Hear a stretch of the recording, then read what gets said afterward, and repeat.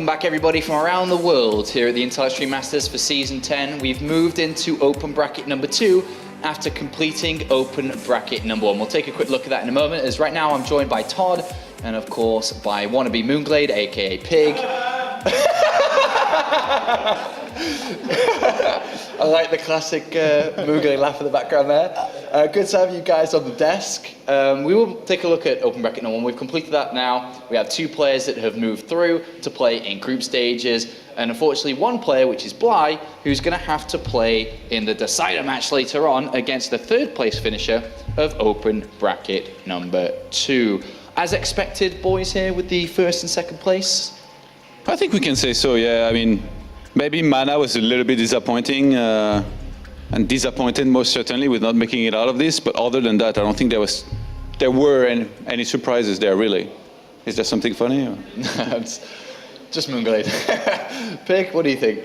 Yeah, I think Mana's probably going to be a little bit upset with his performance there, knowing he could have definitely gone through there with some different decisions in the games. I think in the 2nd bracket, though, it's going to be very interesting to see who can work their way through the lower bracket, especially. You know, we've got players like Rhett in there doing well. Of course, uThermal and TLO is what's coming up next, which is going to be the real deciding match, I think. Yeah, so these guys are played, both in hot form. Yeah, they have. I mean, you can already see here by the games that we've already played from the Open Bracket number 2 is, I think, one of the most surprising results here is that 2nd round game between TLO and Patrick Drogo, where TLO took a 2-0, because I think everybody was really expecting Patrick Drogo just to steamroll over this. So everyone at home, you can see where we are right now. It's in the winner bracket final. So the winner of this next match, TLO versus uThermal, goes through to group play come tomorrow and the following day. Todd, what are your thoughts looking at this bracket so far? I'm pretty surprised, obviously, at TLO beating T-Drogo. I thought it takes the 3rd Korean in a row to meet T-Drogo to finally beat him in a tournament, but somehow TLO, I guess, did it all by himself, so good on him, I guess. I know he gets a pretty good chance against uThermal that I do think maybe will be slightly favored, but TLO has shown good things in the past against her, and remember when he beat Polt, it was right there on that very desk. It was on that stage. It was a €100 game, that one. I heard the engraved under the table, TLO was there right after. Yeah, it was a game that, you know, may not see again, Todd. I think that's one way to look at it.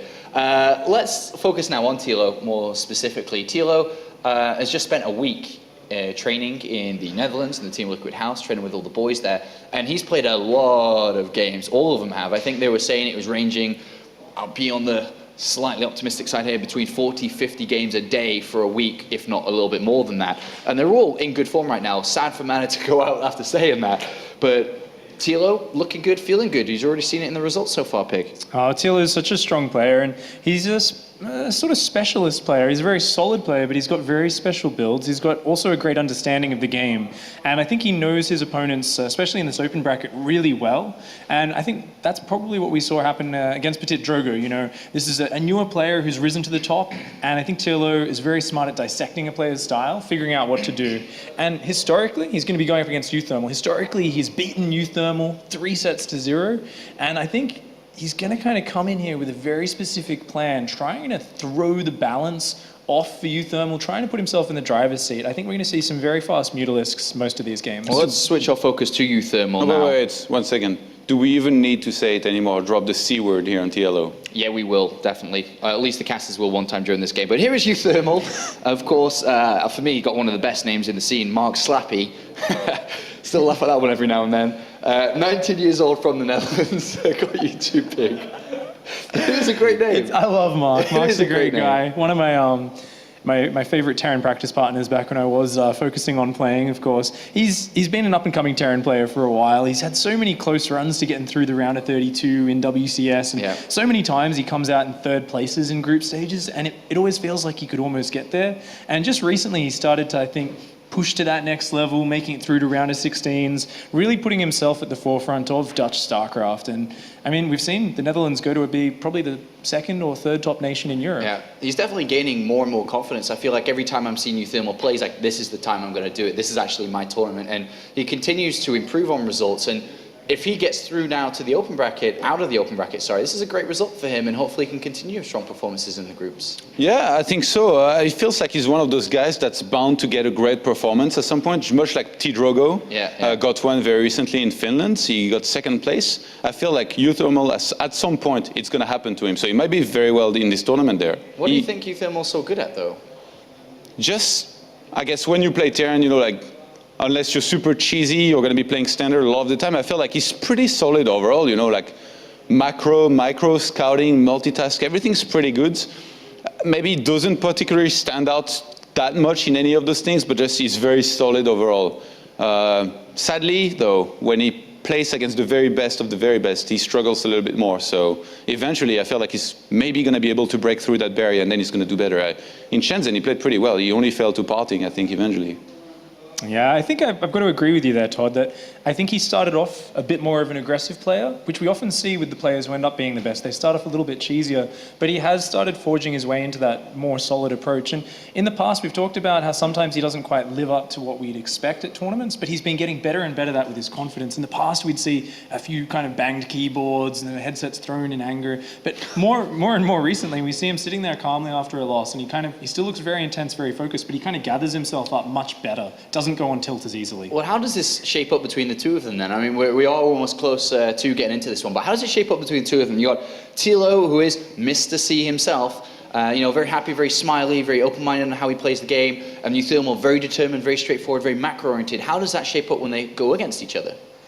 It's going to be tricky to say because I think ZVT, normally we talk about it as a very standard matchup in that players like to kind of go towards the Mutiling Bane. It's a lot about creep spread versus bio. I don't really think of uThermal as a mech player. And I think it comes down to how each player wants to dictate the pace of the aggression. On the Terran side, I think it's, will uThermal invest in any sort of fancy aggression, maybe a Hellbat timing? And on TLO's side, how far is he willing to push his greed? And I think specifically in terms of his recent play, is he going to like rush Mutalisks before Zergling speed? Is he going to do something crazy like that? Because he's been known to do that. All right, final thoughts here, Todd? Maybe a prediction or two? Dude, I'm Protoss, so it's a TVZ. I guess I'll randomly roll the dice and what does it say? Say that TLO is going to show us some cool builds and somehow win it, even though I think uThermal's the favorite. Pick. I'm going to go 2-1 for uThermal. I just think he's been on the rise lately, and while Dario is showing great form, I think uThermal's going to clinch it. All right, well, thank you very much, gentlemen. As excellent as always, and hopefully you continue to do so. It's time to go to the commentary team for the first match of the open bracket number 2. It is going to be uThermal taking on TLO. Thanks very much, fellas. All right, as we get into this next best of 3, our first map is going to be Coda here. Roddy, me and you have been doing quite a bit of casting recently together. And it's been so pleasant, James. It has. It's been a pleasure. It has been a pleasure. And for the next couple of days, I'm sure we're going to have quite a few casts along the way. Going into this, are you favoring your Dutchie? I am, and that's no surprise because I've been giving him a lot of love lately in public, and that's really not because he's Dutch. I've been very impressed. Like, we casted at Intel Extreme Masters qualifier together, right? Yep. The road to Shenzhen, and boy, oh boy, was uThermal good. Like, they're mentioning like a big breakthrough performance, but I kind of feel he's already kind of doing that, man. Like, he's knocking on the door every WCS season. uThermal's the type of player, he doesn't even sweat the qualifiers anymore. He knows that he belongs in Premier League. The real question is, how far is he going to go in Premier League? And Dario defeating Petit Drogo 2-0 in the semifinals. That's a great result, but I'm still leaning towards my very talented Dutch friend, uThermal. All right, well, let's get into it. Game number 1, as we have spawned down to the bottom right-hand corner. It is our blue Zerg representing Team Liquid. It is TLO. Having come off the back of that training session that they've had over in the Netherlands. So he's kind of an adopted Dutchie for now. So many good things come out of Holland, James. You know all about that. And spawning up to the top left-hand corner, we have our red Terran representing 80 Gaming. It is uThermal, who has come on leaps and bounds ever since I first saw him when it came to the Dutch Netherlands Nationals back in 2012. He looks so much more confident in himself and on the stage, everything. Yeah, uThermal's definitely not a player that came out of nowhere and suddenly like, wow, this guy is good. It's been just slowly but steady going upwards. Kind of like how Harstem's career went. Harstem also didn't explode all over the scene. It was just kind of slowly but steady. He was getting better and better, and then suddenly absolutely solidified himself as one of the better Protoss players in Europe. And right now, the same thing goes for uThermal. Now, before we really jump into the series, I was like, I wonder how many times these two players have run into each other. The statistics are actually quite interesting, so I'm going to channel my inner Red Eye over here. And even though they've had an encounter in 2013 and 2014, which doesn't matter that much, TLO is 3-0 in series against uThermal and 6-1 in maps. And one of those encounters was actually in 2015. So if you go by results of the past, and you could even say that TLO has the edge going into this series. But despite all that, despite all the evidence, and despite the good performance that TLO has had so far today, I am still going with uThermal. And you know, Apollo asked Todd if he felt that uThermal excels at anything, and Todd said, well, he's pretty solid all around, and of course he is, otherwise you won't be as good as uThermal is, but I actually do feel that his micro is something special. Like, I've seen him do sick things. You remember when he was picking up Marines that were under fire of an Oracle? Like, was that even a thing? I didn't even know that you could do that. Like, I thought a Marine would die before you could even pick it up. He picked up a Marine 4, 5, 6 times under a medevac against a single Oracle, and I was just losing. I was like, oh my god, like, you can do that kind of stuff? And also his multitasking, his speed when he starts dropping. Like, if uThermal gets in the right rhythm and he really shows his A game, the guy is fast and his micro is absolute top notch. Oh, it has been good. It has been good. And as you said, that qualifier we cast together, we just saw a fantastic uThermal, and well, he's back once again on the Intel Extreme Masters stage, looking to just look around, have a bit of a poke about here against Mr. Ingenuity himself with TLO, just moving back with those drones and trying to keep them alive. Yeah, actually already losing quite a bit of mining time. He's not losing a drone, which is of course the most important thing. Ooh, got so close there. But a lot of drones were not mining, and like 2 drones are chasing. Dario, wake up. These are small things that can actually upset you. If I'm right now, he does have these 4 links sneaking across the map, and that could actually be very good. The Marines are not out yet. The Reaper has taken care of 2 or 3 links. Will those links be able to get the kill on the SCV? They should be, yeah. That's 4 links, that's too many. So, okay, TLO lost a lot of mining time, but at least he's delaying this command center for a little bit. And might actually get a cheeky kill over here on the Marine. Yeah, very, very good control. I mean, it comes back to what you were saying about the micro. Keeps it alive for a long time, but eventually does get cleaned up. Yeah, most important thing, I don't think he ever pulled the SCV back on, that was building the command center. Oh, he did actually. uThermal, wake up. Gotta finish that CC, buddy. It's a little bit all over the place for both of them at the moment. Yeah, well, a scrappy opening phase over here. Not really what I expected. Kind of thought that we're going to have a very passive start with neither player really making a mistake. But TLO chasing that Reaper for a little bit too long. Goes back to, you know, one of my latter games, and I know it doesn't matter because I play on a different level than these guys, and not in the good way for me, on a much lower level. I was about to say much higher, much higher. Yeah, it's like, guys, get on my level. One day you can become a commentator too.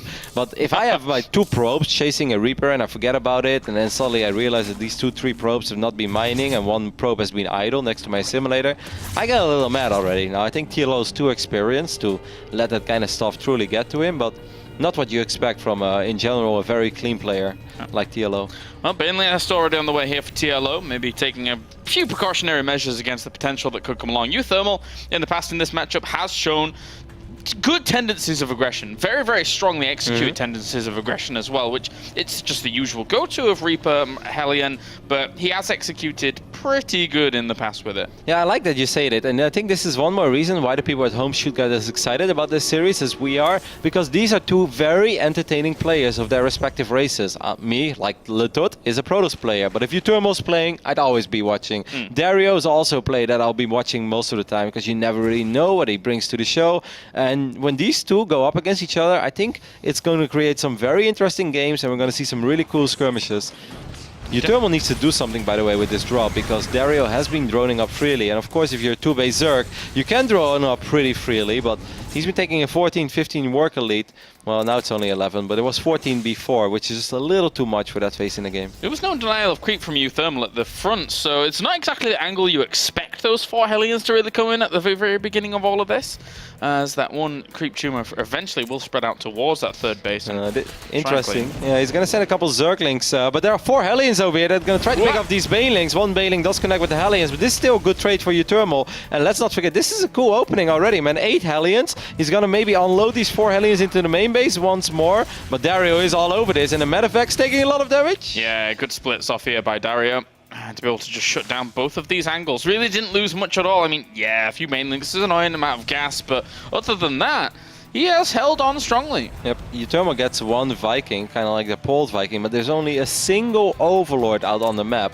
So uThermal has to get ready because he knows he's playing against a two-base Spire build. Gotta get those Marines out, gotta get them, maybe even throw up a turret already. I wouldn't mind to see just 2 turrets go up immediately, and maybe even 1 turret above the production, because I think it's hard to read how many Mutalisks he's gonna have to worry about. 4 or 5, yeah, you don't really need a turret on top of your production, but if 8 or 9 Mutalisks fly in, that's when you do want a turret. Those poor little Hellions got Wow, rustled. okay. Whoa, whoa, whoa. That's a few more Banelings than I was really suspecting. He's luring him to a false sense of insecurity, really, because this is quite a commitment. The bunkers are actually going down here. uThermal, is he overreacting to this? Yeah, he is, because TLO is actually just going to back off. There's no way. With that Viking above it, there's no way TLO is going to commit to that. So uThermal right there, pulling those 20 SCVs or so from the mineral patches for a little bit. Small overcommitment, especially when he had 2 bunkers finishing up as well. You know what they say in England, you'd rather be safe than sorry, but sometimes you don't want to be too safe. Living dangerous is pretty fun too, James. Yeah, gotta cut those corners, gotta advance on forwards. uThermal here at the moment, just getting himself out, a few more medevacs. 10 drones on the way behind this for TLO, so he's really gonna rock it up very fast. It's a beautiful race. 63 workers already, few more on the way. He's gonna be able to saturate this third base pretty much immediately as soon as it's up, and that's always a very nice feeling for a Zerg player. Doing okay. He could even land that. Actually, wait. For now, he already finds the medevacs over to the right-hand side and denies those for a little while. Tries to get on top of this with just the Zerglings alone, and that's a bit risky there, Dario. Exactly, kind of a questionable engagement. I think he lost 1 Mutalisk already, might end up losing 1 more. Here we're maybe going to see some of that uThermal micro as he's playing his Marines all over the place. And this is not a good trade, I think, for TLO, man. Look at these, most of these Banelings just connecting with 1 Marine. 2 Marines even survived this, both medevacs survive. Let's take a look at the unit lost resource tab, and we can see that TLO has lost way more. Considering the fact that a lot of Hellions died, he did lose way more in this engagement. Yeah, that's a lot of gas. That is a lot of gas just traded off for pretty much minerals for the most part. The third command center now going down here for uThermal. He's doing okay because he's moving into a position where he's slowly encroaching in the middle of the map. And ideally, Dario, with these Mutalisks, would have liked to have kept his opponent pinned back, but it doesn't look pinned back at all. And kind of an unfortunate moment for Dario to be supply blocked. He was out at 94-94 or 94-96 for a while. Had to queue up 5 Overlords at once. And this is going to allow uThermal to put on some pressure, maybe clean up a couple of these creep tumors. Does not know yet about this hatchery in the left bottom side of the map. And just splitting once again against these Banelings. They do have centrifugal hooks. That was good splits. But in the end, the Mutalisks as well as Zerglings will overrun this position. uThermal's got to get away.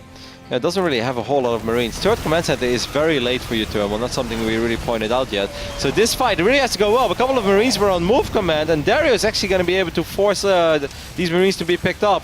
1 or 2 mines. Ooh. He's getting a lot of the reinforcements actually that are moving on through here. Some Zerglings do die off, but Dario, if he'd have taken those fights even more favorably, could have just tried to chase back onto production, and that would have been a catastrophe for uThermal. Still good though, because he's going up to 4 bases, pretty much uncontended up to this point, or it's completely uncontested. And he has map control. uThermal doesn't even have his third command center on location yet. I think Dario is pretty damn satisfied with how this is going. Doesn't mean that he's won this game already, because one good engagement for uThermal and everything can swing into his favor again. But so far so good. If you just take a look at uThermal's vision right now, that kind of tells the tale of this game. Yeah. Nothing, James. No eyes on the map whatsoever. He's cornered. He is in a bit of a pickle. And the third base is going to fly on down towards and try and take that base now. But the Mutalisks have free reign over pretty much whatever they want to do. They can easily dive in, and that's a comfortable Zerg when they're diving into the main base. You could probably pick up this missile turret if uThermal doesn't react immediately, but he does. Yeah, good reaction times. Wow, he shouldn't have been 0.1 second later, because then I think it would have died. But uThermal on the money when it comes to the minimap awareness so far. And that army here for uThermal still powering on forwards. 2-2.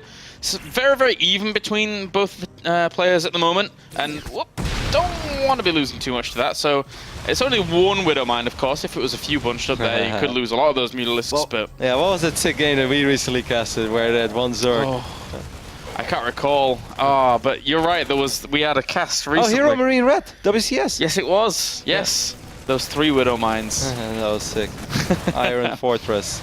Mule is still doing some serious work over here, picking up more and more SCVs, and I think Dario so far has done a pretty solid job, especially in just keeping uThermal on his side of the map.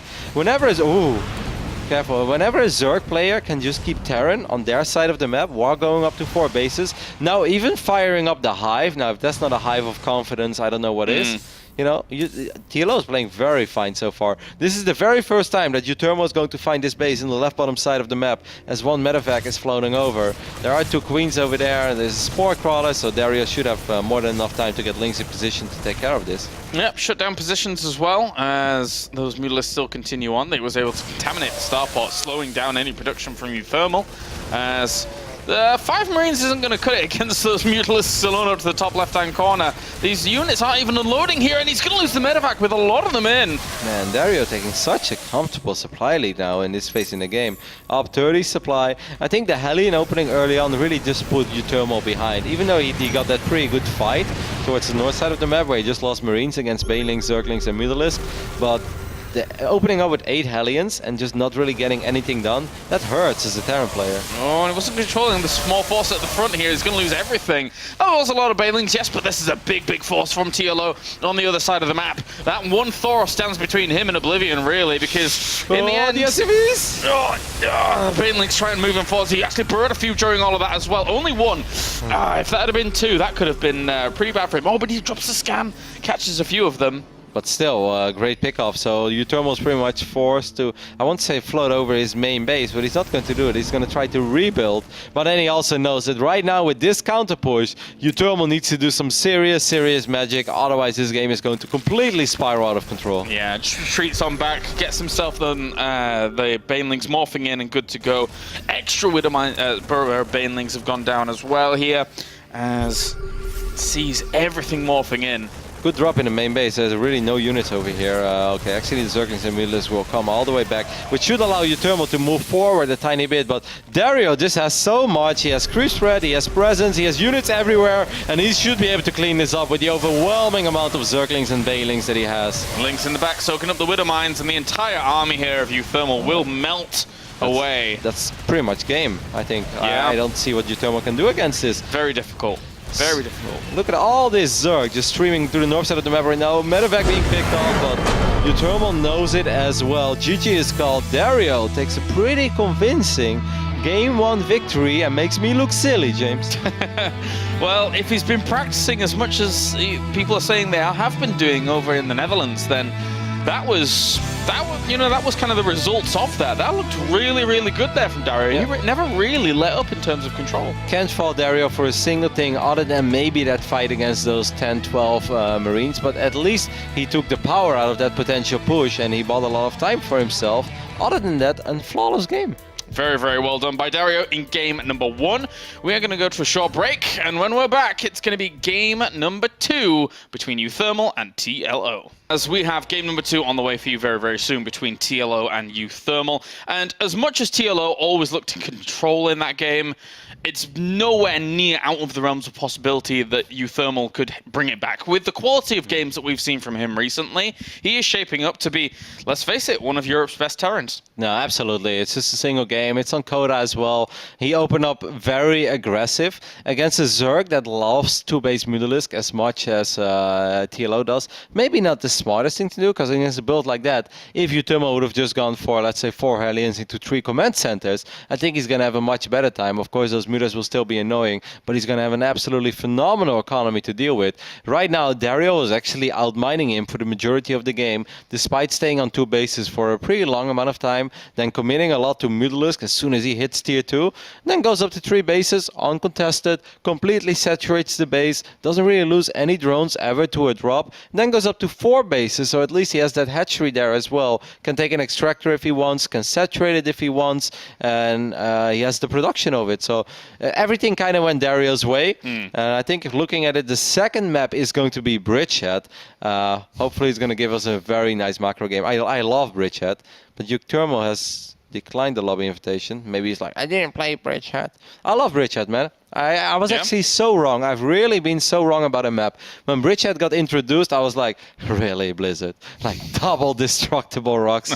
You gotta be trolling me, right? Like, this is gonna be silly. All these games are gonna be stupid. But I couldn't have been any more wrong. Bridgehead is actually an awesome map, has provided us with some of the best games we've seen of a current map pool. And whenever I get Bridgehead on ladder, I enjoy it. I think in PvP it's still a little crazy because Blink Stalkers can just be all over the place. But even then, like, I had a PvP the other day. I don't know why I'm talking about my own ladder experience over here, but we're waiting for game number 2.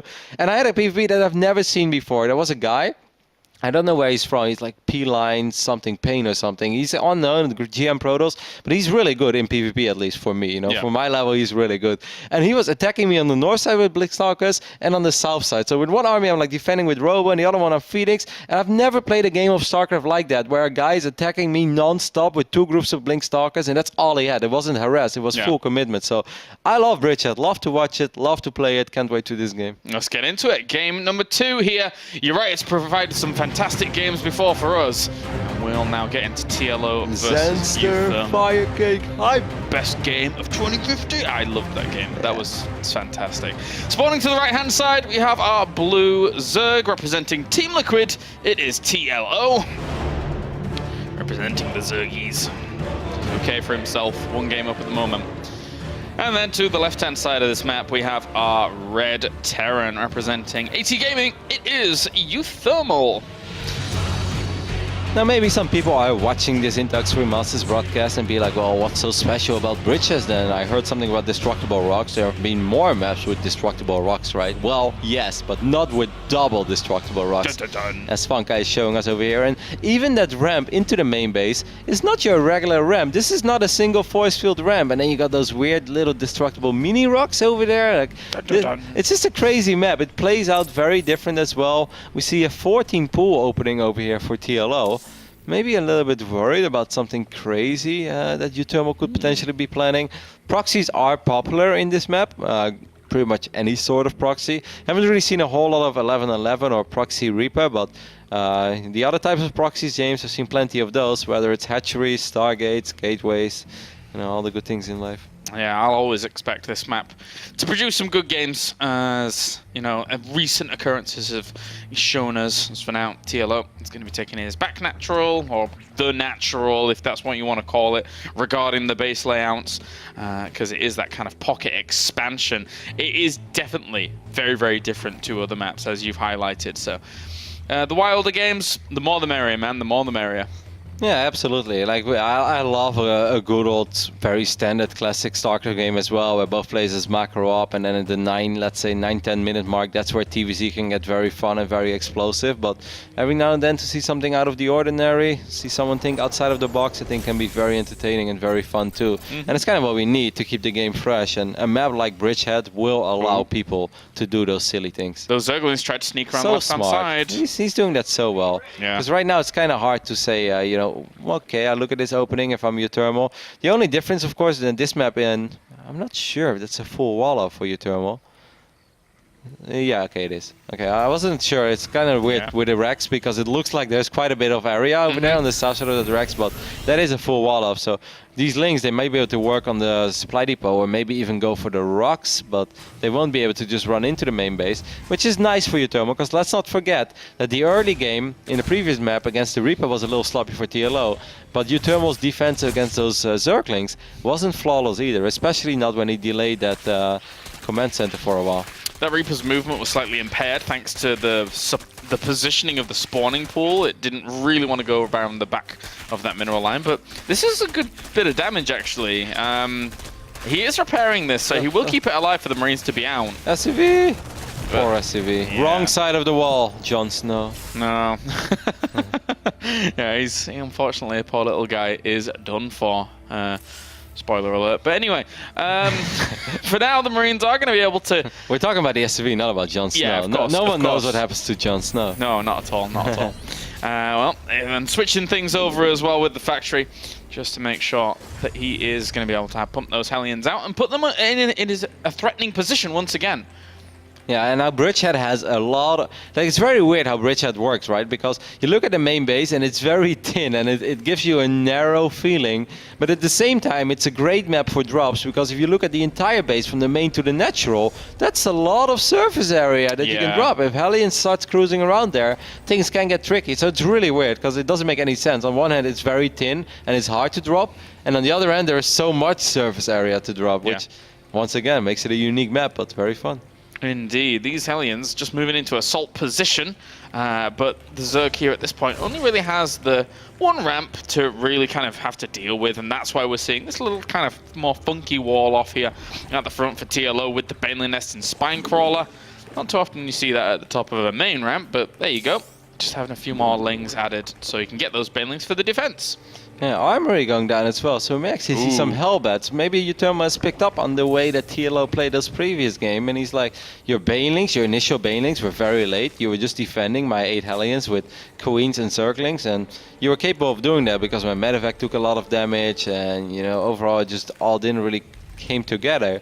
But what if I start going for some Hellbats? And this immediately gives me a flashback to the way that Kalazur was able to win his series back then against TLO, the first one.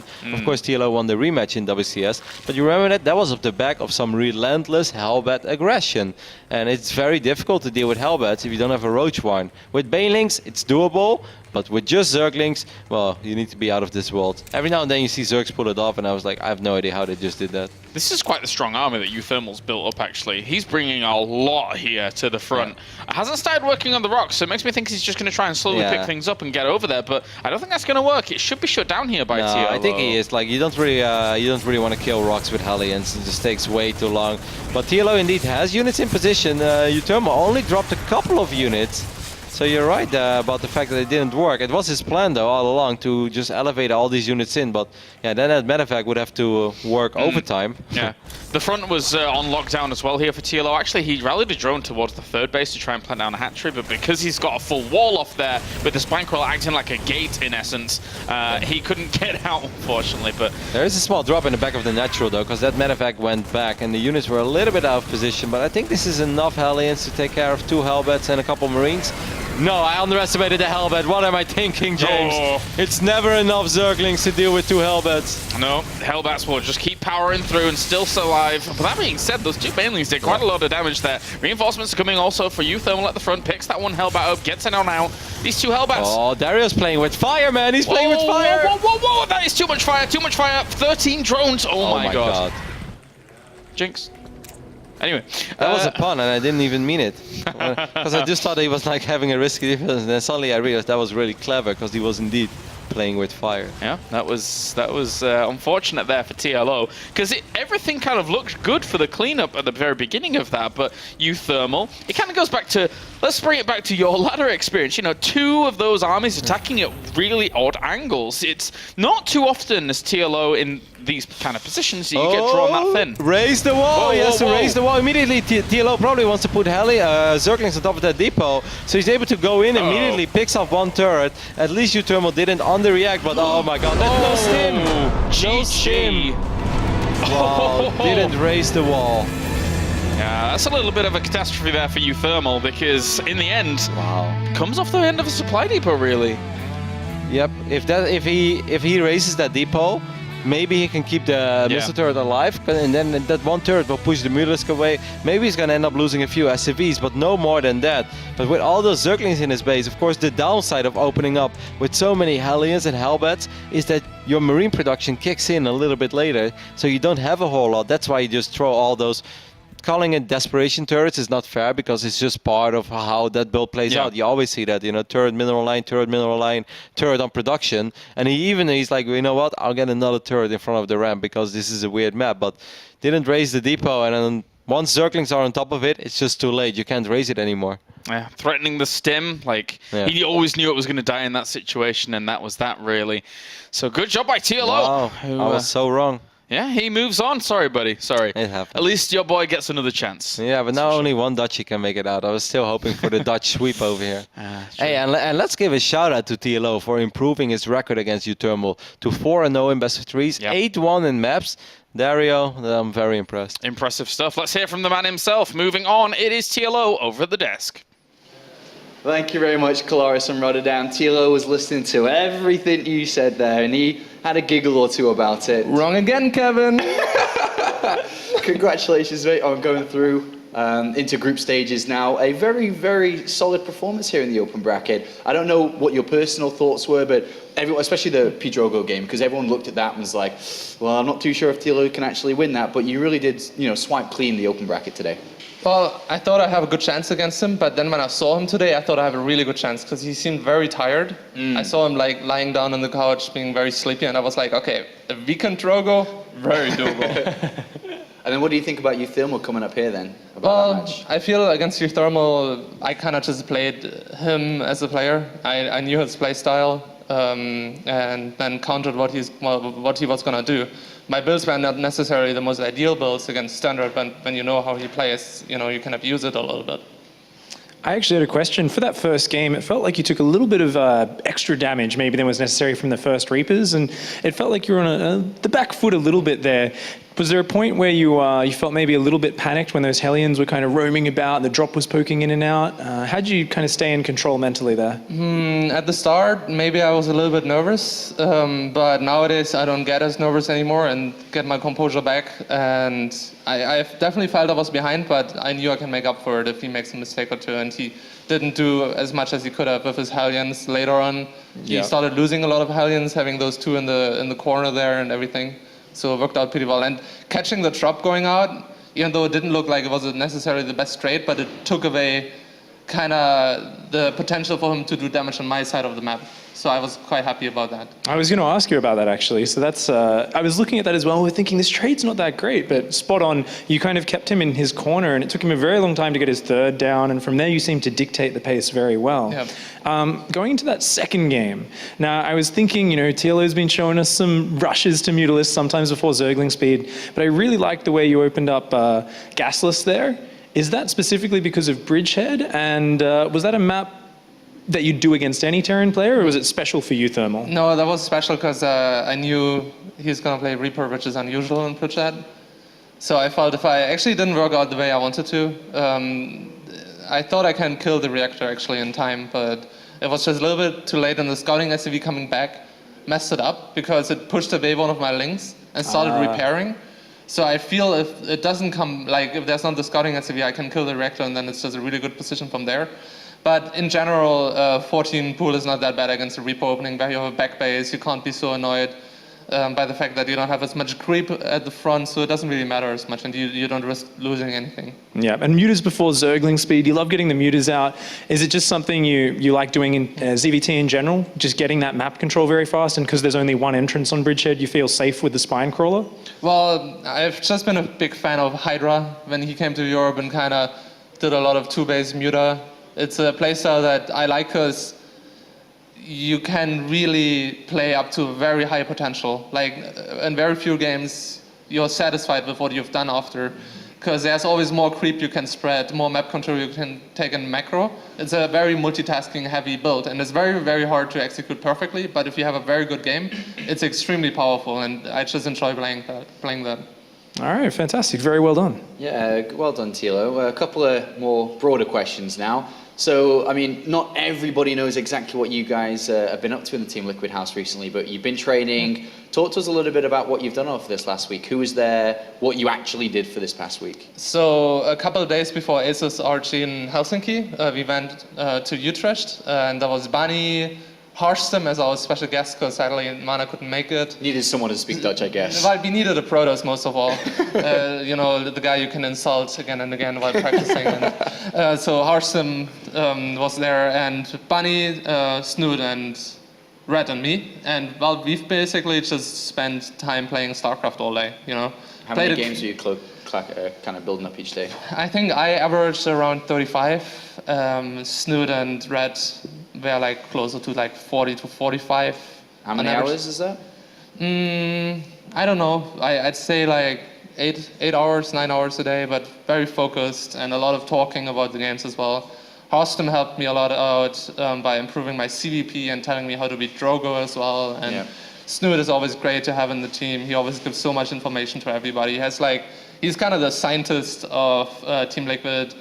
he always uses SC2 gears to its like full potential. Yeah. He like it's crazy when he uses because he also uses all the hotkeys and tabbing through it, and he always knows how to find the replays of the people of every tournament, and then tells you, okay, he's gonna do this and that, and then he helps you, kind of play against that person. So he's an extremely valuable asset to have in a team house. Is this something you'd like to see more of and continue doing as Team Liquid? Because I don't know really how many you've done of these past. I don't think you've done that many, right? Well, we've not done this before in this way ever.